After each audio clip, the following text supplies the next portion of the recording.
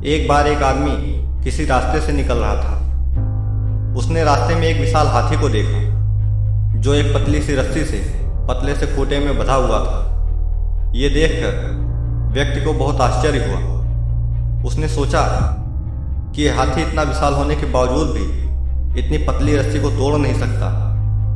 तभी वहां पर हाथी का मालिक आ जाता है।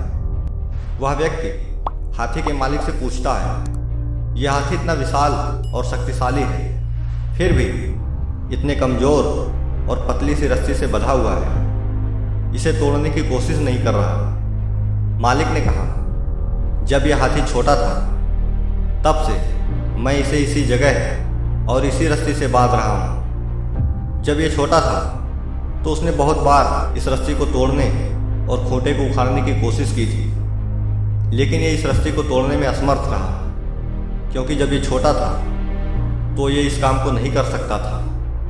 तब उसके मन में ये विश्वास हो गया कि यह रस्सी बहुत मजबूत है और ये इसे नहीं तोड़ सकता। इसलिए इसने रस्सी को तोड़ने की कोशिश करनी बंद कर दी।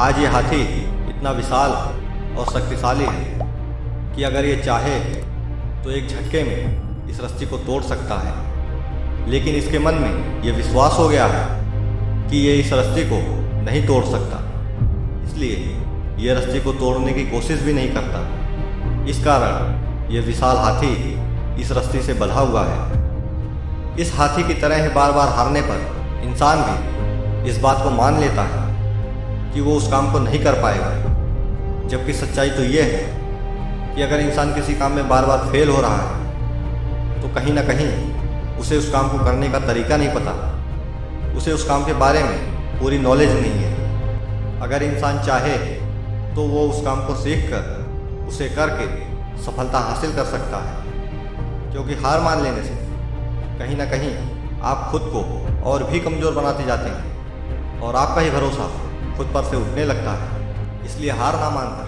अपनी कमियों पर काम करना शुरू कीजिए। सफलता आपको एक दिन जरूर मिलेगी।